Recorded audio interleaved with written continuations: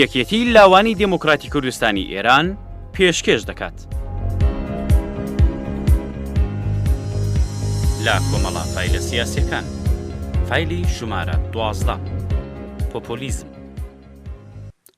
پۆپۆلیزم بەمانای خەڵک باوەڕیە بۆ ئەو ئامانجەکە سیاسەت دەبێت لەسەر بنەمای بژاردەی خەڵک و جیا لە حیزب و بنیادەکان بەرەو پێشبچێ و خواستی خەڵک سەرچاوەی حەق و ڕەوشت بێ.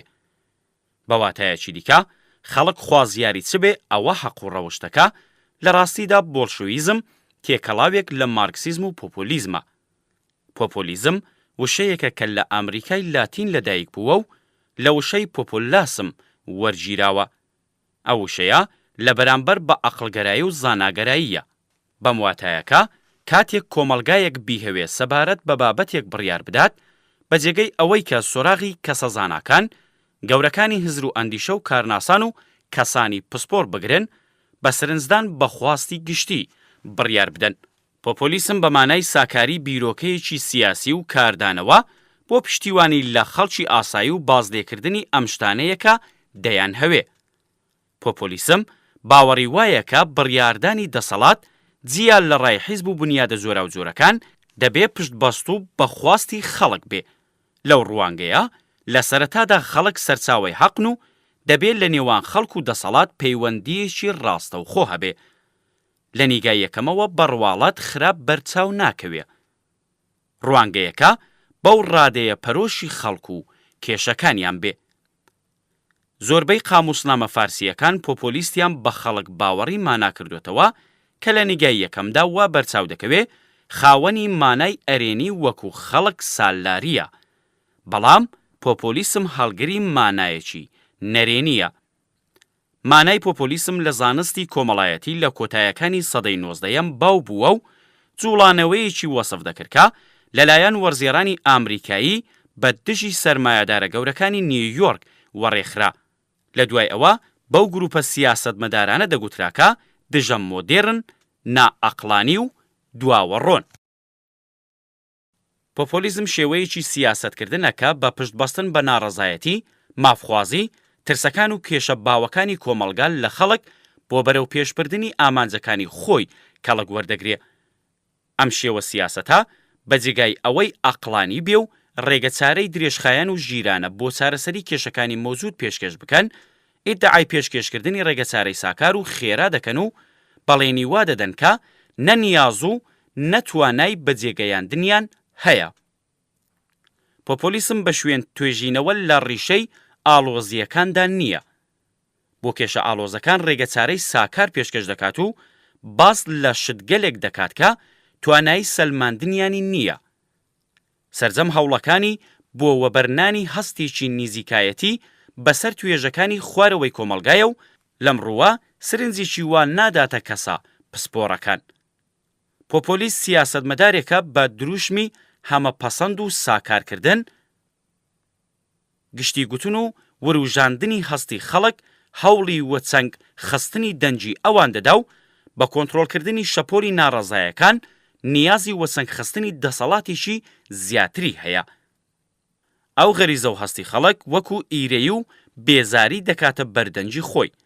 پێویستی ئاسایش لە کۆمەلگا وەکو کەرەسەی پاساوهێنانەوە بۆ کاری ناڕەوای خۆی دیاری دەکا. بەردەوام وەکو پشتیوانی خەڵکی نەدار و هەژار قسە دەکات و خۆی بە دژبەری ڕاستەقینەی دەوڵەمەندان نیشان دەدا. دوژمنیشی نادیار دادەهێنێ و ئەو دەکاتە هۆکاری تەواوی ناڕەوایەکان و تەنیا دروشم دەدەن. ڕێبەرانی پۆپۆلیستی لە ناکاو لە شوێنێکی نادیار و بە لێهاتووی خۆی لە نێو دڵی خەڵک دێنە دەرێ و خۆیان بەجێگەل لە سیستمی مەوجود دەزانن. بەم هۆکارە هەرچەند گوشاری ئابووری لە کۆمەلگا زیاتر بێ، پۆپۆلیزم ئەگەری سەرهەڵدانی هەیە، چونکە بە پێکهاتنی دوو چینی دژبەر بە یەکی دارا و هەژار پۆپۆلیست خۆی بەلایەنگری هەژار دەزانێ با بەڵێنی دارایی ڕاستەوخۆ بە سازکردنی ئەو ڕوانگەیەکە پۆڵی دەستی دەوڵەمەندان دەستێنێ و دەیگەڕێنێتەوە بۆ هەژاران سەر هەڵدەدا.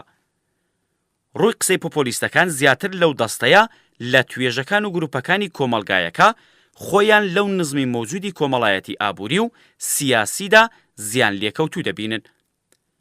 پۆپۆلیست هێزەکەی لە ناهومێدی کۆمەڵانی کۆمەڵگاوە وەردەگرێکە نەبوونیەکانیان بە پێست و ئێسقان هەست پێ کردووە، بەڵام بەهۆی کەم یا بێسەوادی فریوی پۆپۆلیستەکان دەخۆن. بەو خەیاڵەکە ڕزگاری دەریان دۆزیوەتەوە. لەو ڕۆژەوە کە پۆپۆلیست نێوانێکی باشی لەگەڵ ڕۆشنبیران و پسپۆرەکان و بە کورتی لەگەڵ زانایانی کۆمەڵگان نییە. هەرچەندە پۆپۆلیسم لە پانتایی مێژوو بە شێوەی جۆراوجۆر خۆی ئاشکرا کردووە، بەڵام کاتێک چاو لە وڵاتە جۆراوجۆرەکان و نمونە مێژوویەکان دەکەین دەتوانین لێکچوونەکانی نێوانیان ببینینەوە. پۆپۆلیزم زیاتر بە وەرگرتنی پشتیوانی خەڵک بە کەڵک وەرگرتن لە بەڵێنی گشتی و ناڕۆن و دروشمی دژە ئیمپریالیزمی شکل دەگرێ و هەروەها بۆ بەرەو پێشچوونی ئامانجی سیاسی سربەخۆ لە بنیاد و حیزبە بەردەستەکان بە بانگەشەی کۆمەڵانی خەڵک بۆ گوشارخستنی ڕاستەوخۆ بەسەر حکوومەتدا یەکێک لە تایبەتمەندیەکانیەتی و سەرنجام بە گەورەکردن و پیرۆزکردنی خەڵک و گەل بە باوەڕمەندی بەوەی کە ئامانجی سیاسی دەبێت بە ئیرادە و هێزی خەڵک جیا لە حیزب و سازمانە سیاسیەکان بڕواتە پێش، دەتوانین وەکو گرنگترین مەچینەی وەگەڕکەوتنی پۆپۆلیزم دایبنین. مێژوو شایەتە پۆپۆلیستەکان هیچ دەرفەتێکیان بۆ کەوتنە بەرچاو بە فێڕۆن نەداوە.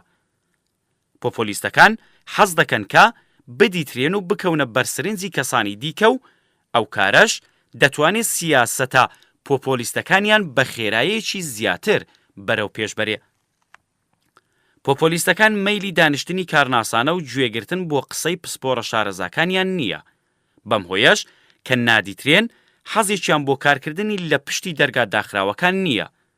بەم هۆیەش کە زیاتر مەیلی پۆپۆلیستەکان بۆ لە نێو خەڵک بووندایە، چونکە دەتوانێت بەبوون لە نێو گرتبوونەوە بە گڕوتینەکانی خەڵک هاودەنگ لەگەڵ خەڵکانی گربوونەوە گەورەکان پێداگری لەسەر سیاسەتەکانیان بکەن و پەسەندکردنی گەڵاڵەکانیان سەبارەت بە بابەتە جۆراوجۆرەکان بە جێگای کەڵک وەرگتن لە ڕوانگەی کارناسان لە زمانی خەڵک وەربگرن.